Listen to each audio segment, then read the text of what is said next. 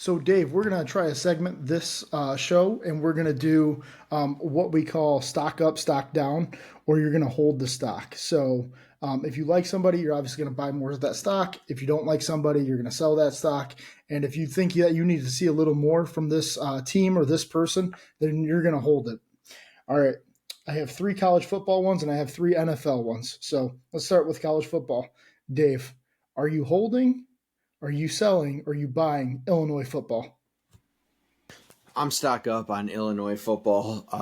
They got it done this weekend, and that was on the road too. Their passing game is legit, and they are a sneaky team right now in the Big Ten. And now I'm not saying they're going to go win the Big Ten by any means, but I'm stock up big time on Illinois. Yeah, Dave. Pat Bryant looks like a first round NFL receiver. Luke Altmaier, who was a kind of a train wreck last year, really coming into his own, probably building up his NFL draft stock. And I can't say enough good things about Brett Bielema. I know he can be kind of a pain in the butt to deal with, like as far as like media goes, and he's kind of curmudgeon, but the dude knows how to win football games, and he's won football games everywhere he's went. And Illinois has that thing absolutely rolling right now. And I know Michigan plays them in a few weeks. That's not going to be anything we are looking forward to, especially on the road. So I am also going to buy a lot of Illinois stock right now. Um, Dave, here's an interesting one. Deion Sanders, are you buying, you holding, or are you selling that stock? I'm selling that stock. As much as I was entertained by the Dion story in Colorado and just his persona, I'm out on it. I'll buy Travis Hunter. How about that? But Shadur Sanders a couple weeks ago throwing his O line under the bus and just he no, I'm just there are so many things wrong with Colorado football. Dion being at the center of all of that, I think Dion is just counting his days to get his foot in the door in the NFL in some capacity, and I think he will be out with Shador. I don't know if that will be next year, the year after, but I'm selling all of my Colorado Buffaloes gear that I never purchased. Dave, I am right there with you. I'm running to sell this stock as fast as I can.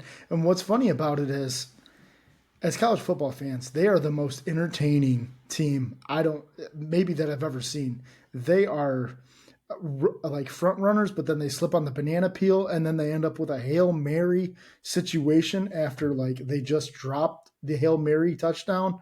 It was an incredible game this past weekend, only to knock the ball out at the 1 yard line against Baylor. It was just a super entertaining game. And you're right, Dave. I'm totally in on Travis Hunter. I think he's going to end up being a cornerback in the NFL. Best player in college football. Hands down. And I think he should get some looks at the number one overall draft pick. Absolutely.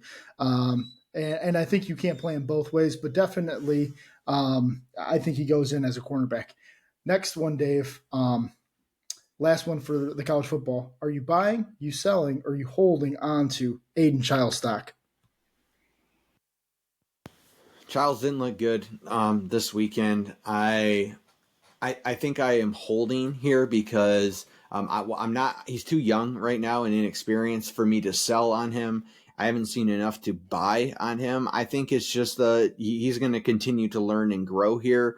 And this is a new football team, new leadership, and yeah, I think I'm going to stand pat there. I can see him being. He's going to get better.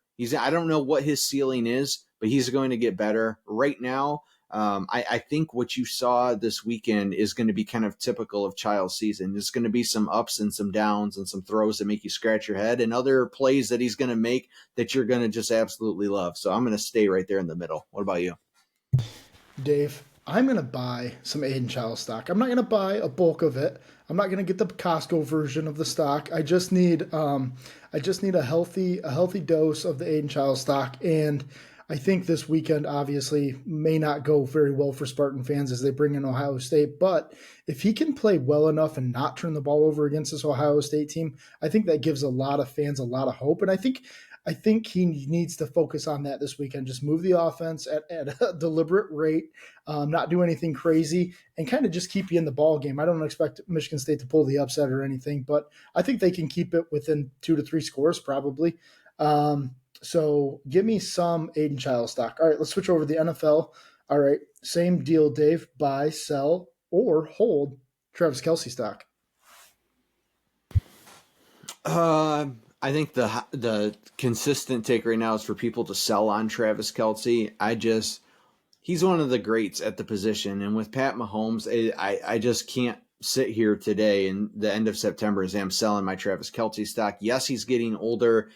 No, he's definitely on the decline, but I don't think he's like a shell of his old self. I mean, you heard Patrick Mahomes come out talk about him getting double teamed, triple teamed, probably a little bit excessive there. But I think Travis Kelce comes back to life, and he will be a focal point of this offense moving forward. And it just seems like such a Chiefs thing to do. It's like last year they lost to the Lions, right? To open up the season, like, oh, here we keep an eye on the Chiefs. This could be it. And it's like right now people are saying that about Travis Kelce, and I'm going to have to watch his annoying face probably win another Super Bowl in February. So I'm just going to stay, right in the middle with this one. What about you?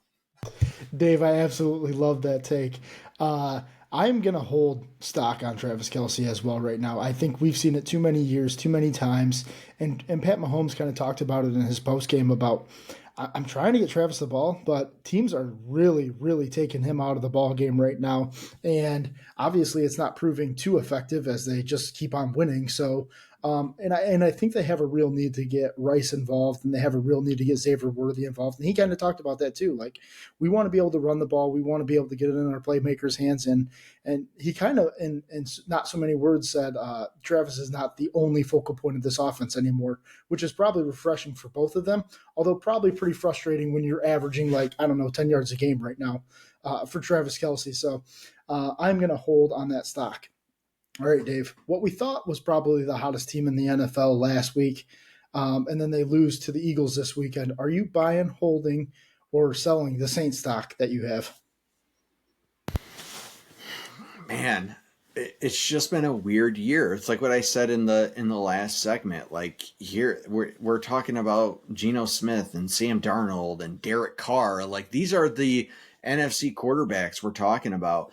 Yes, the Saints struggled, but man, they look so dominant in those first 2 weeks that I think, and that their defense played Philly good too. Like, I think because of that, and knowing, the Kamara and Olave offense with Derek Carr and what that looks like, I'm going to still buy the Saints stock. I definitely didn't see that coming, but I'm not out on them after a loss to Philly, who has kind of underachieved this year. But yeah, they got a good win. I mean, it was a good low scoring football game. So I think I'm going to keep my Saints stock after a loss. What about you? Yeah, I'm going to buy some more Saints stock just because I think they did play Philly really tough, and you had the big play by Saquon that kind of just tipped that game in the other direction. And Philly's defense actually played really good this weekend, something we hadn't particularly seen yet. But I think what is important to remember about the Saints team is this NFC South is trash. Outside of the Bucks, I think it comes down to the Bucks and the Saints, who I think the Bucks are a little more inconsistent as we see them get kind of shellacked by the Broncos this weekend. I think the Saints are the most reliable team in this division, so I'm going to be buying more Saints stock because I think that this is eventually going to be your division winner, even though took a loss this weekend, whatever, still played Philly incredibly tough. All right, Dave, last one, and this one kind of hits close to home. You buying, holding, or selling Dak Prescott stock? I do not think that this is a Dak Prescott problem. I just don't. This is a Jerry Jones problem. I'm holding my Dak stock. He's going to always be the fall guy for the Cowboys, and people will continue to make fun of them because they don't win playoff games. I am of the belief that you put Dak Prescott in many other situations across this league, and he probably flourishes.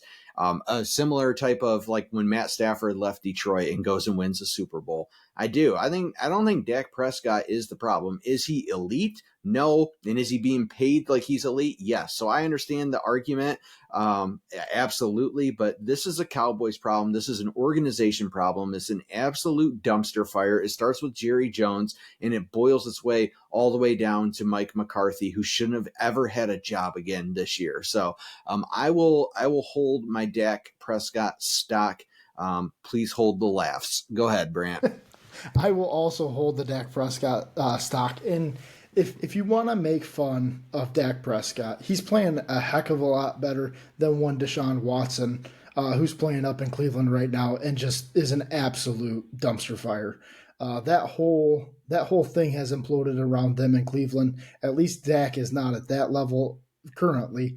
But it's bad down there in Dallas, and I don't see a way out of it this year for them, Dave. But again, I think you're right. You hit the nail on the head with I don't think it's a Dak Prescott problem per se, but I don't think him and Jerry are also on the same. They're not reading the same book right now, Dave.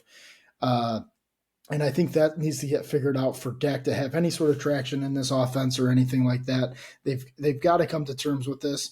And Mike McCarthy needs to see himself outside of the door. Jerry needs to usher him out or something. I don't know. It's a problem. You heard it here, folks. Stock up, stock down, stay right in the middle. Like, follow, subscribe, hit those comment sections below. Let us know what you think. We definitely want to hear your thoughts. We look forward to being back with this segment here in the near future.